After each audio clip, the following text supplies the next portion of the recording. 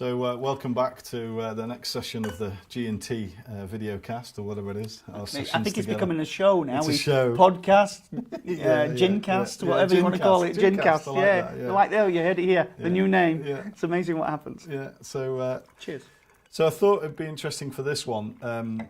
We sometimes talk about the principles and the theory, but actually it's always good to bring it back to reality. And Terry and I spent a day last week at a series of vendor meetings. And this is kind of where the rubber meets the road, I guess. So you can do all the preparation, you can do all the theory, but once you start to meet people and talk about buying their businesses for real, that's when it starts to become apparent. So and it's part of this great part of what we love doing, right? Meeting people, building rapport, absolutely. Seeing how we can help them. And I personally, I'm always fascinated by other people's business model. You know, how do they make money? What do they do in their business? How do they conceive of what they do? And this, I'm thinking of the one particular company where, you know, very much the guy started it off.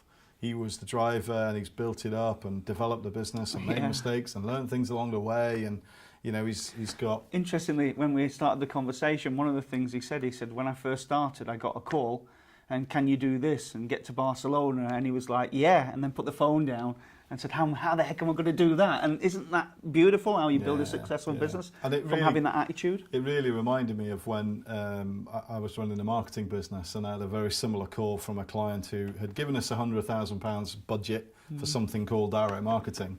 And then about a week later... Of course you can do it. Yeah, he said, what do you know about loyalty marketing? I was like, everything there is to know. He said, well, tell me what you could do with a retail loyalty program. Yeah, no problem at all. Put the phone down. Looked around the office and went, who knows anything about loyalty marketing? So, Interestingly, the name that everybody watching this will know, I guess, is Richard Branson. Yeah. And he says, if somebody gives you an opportunity that benefits you somehow, and say, can you do this? Always say yeah. And this is from him, and he's done quite well. He says, always say that, yeah, and then find a way how to do it. And we turned that £100,000 budget into 1.2 million. So, you know, and I think you've said it before, that the job of the business owner, the entrepreneur, is to be a solution provider, to find the solution to, you know, problems, challenges, opportunities in a business, really. And that's what this guy was about. He'd built a nice business, steady, reliable, income generating lifestyle company. And that's the crucial thing. It was a really nice lifestyle company. And in his early 50s, and guess what? He'd had a life-changing event. One of his mates had died, and we see this so often that people kind of go, oh, something happens, and it makes them pause and makes them think, well, what am I doing? What's the next step for me? And so the conversation then becomes around, oh, okay, how do I get out of this business? And one of the things that we teach in our vendor questioning process, are kind of delving into how people do stuff, is on a scale of 1 to 10, how serious are you around selling your business? Yeah. You know, if 1 being I'm interested, 10 being if I don't sell it, I'll die. And really, we want people who are 7 to 10, because there are all kinds of challenges that will crop up in the course of selling a business. You'll get what I call deal fatigue. At some stage, they'll just get brassed off, or yet another lawyer question. They'll lose energy and so on. But you have to have that kernel of strong motivation. And realistically, this particular gentleman wasn't in the 7 to 10 bracket, but close to it. So the conversation evolved around maybe a different way of doing the deal, maybe a different way of retaining him, structuring it so it's a win-win relationship, really. And I think that's the key lesson from all of these. And it's only until you engage with vendors and meet them and build rapport. Rapport building is so important. 80% of this is emotional and 20% is logical. You kind of think it's the other way, but it isn't. It's rather like buying a house, isn't it? You know, a house, you need a house that's got 3 bedrooms, 2 entertaining rooms, 2 bathrooms, or whatever it might be. Whatever it is for you, of course, So logically, I've found a house that has all those things.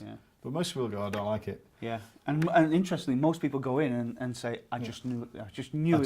Yeah, it was. What was it specifically? I don't know. I just knew I could visualise myself being here. There's TV programmes around the subject, you know. There is. And maybe we should do that, you know, on the TV. But it's exactly the same with the business. It's like, well, why wouldn't you buy that company? So much, or sell it, so much is emotional. Yeah. But there was a question that he asked, wasn't there, that we wanted to share on this little session. Yeah, well, what happened was, when we were talking about a different deal structure, is our kind of elicitation process was different. We were asking, well, why do you really want to? Why do you think about selling your business? And it was all to do with golf and lifestyle. He'd done what he wanted. He had a good lifestyle, and it was great. And he said, like, what does it look like when you guys are done? And we were sat on a settee across from him. We had a coffee, and he was sat on the other side. And he's looking at us, and we kind of looked at each other like this and went, what do you mean? Yeah. What do you mean? This is it. Yeah. This is, we both said the same thing. Yeah, at the same time. We're doing it. Yeah, this is what we're doing. Yeah. So, and a great thing that I always say is if you don't need money, what do you do? How do you spend your time? And that's actually another key question. If you've never asked yourself that, most business owners, entrepreneurs have no idea what the day after retirement looks like. And if you don't figure it out, then And we asked him that as well. So what are you going to do afterwards? And he's like, play a bit more golf. Yeah. You're like, well, okay. When you got bored with that, then what are you going to do? Interesting. Business owners, entrepreneurs are a different. I want to say animal, because they've spent many years very often trying to build businesses, trying to build success, fixing problems, which is an entrepreneurial trait. Oh yeah, okay. So what problem? Okay, we'll fix that. This is how we do it. This is how we're going to do it. And then if they stop doing that altogether, you very often find that they get really bored. So this is it for us. And we said, we're going to be doing this for the next 30, 40, 50 years because, I love meeting people. So does Guy. We love helping business owners, delivering them a chunk of money, that's life-changing for them. And then we can build the asset and grow it with all the... And interesting, something you said earlier, which I think is amazing. When you meet all these different business owners and they all have different business models, what you find is things that work in one, success strategies work in one business, you can map across to the other. Totally. And you get, once you're looking at sort of different companies to buy, or I got this a lot when I was coaching business owners, entrepreneurs to improve their businesses. I'd see something on one business and I said, well, have you tried this? And you do the same, utilize the same recipe, using the chef analogy, the same recipe in another business, and surprise, surprise, it started working. Yeah, exactly. So, or maybe introduce a certain kind of spice or a certain kind of flavouring, or it's the sort of the cooking analogy is a really good one, really. But I think that the key thing that we wanted to share with you guys on this particular session was that thing of, if this is something that you're contemplating doing, you're thinking about changing what you do or growing your business by acquisition, fantastic, that's what it's about. But actually, maybe take another step beyond that mentally and go, actually, this could be it. This is what I do. And I hesitate to say for a living, because it's not really like that. No. It's what I do with my time. And Guy's always said this, this is what he says, a fun business. It's a fun business, and actually for me, it's I don't mind saying again on camera, it's changed my life. Rather than getting a really nice fee for coaching business owners, annually or monthly, you're now getting. Acquiring businesses, you're growing the asset at the same time as also getting guaranteed revenue coming in. Yeah, and it is that thing of thinking about life in a different way, thinking about life on purpose. You taught me that early on, living life backwards, but actually thinking about spending your time acquiring businesses. I meet people, the elevator pitch, not quite a pitch, but they kind of go, what do you do? And I go, well, I teach people how to buy companies. And they go, oh, it's a bit different. And then often without needing any of your own cash or personal capital, and they kind of go, oh, that's even more interesting. How does that work? Some people do that. Some people go, but that's not really the important thing. No. It's actually about the shift in mindset away from work,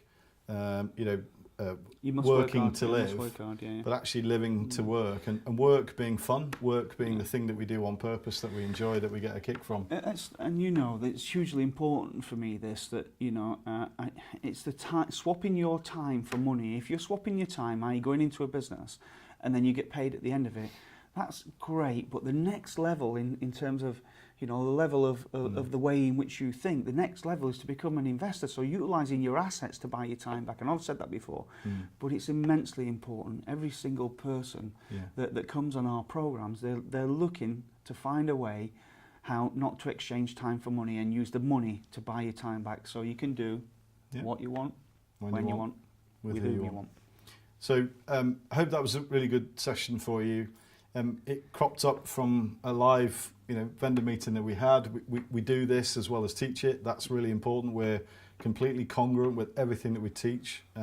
So we wanted to share that. It just occurred to us, and it was just amusing how we both kind of looked at it and went, "This is what we do." What do you mean? We're there. What do you mean? We're done. What do you, we're having what do you fun. mean? So, This is it. Yeah. So as usual, if you like this, then subscribe to the channel. Watch some more of these. There's plenty more of these in the can and coming down the line as well. Or get in touch if you want to know more about the courses. We've got our new intensive program coming up soon as well. Then we love to share this stuff. So hope to speak to you soon. And in the meantime, cheers. Cheers.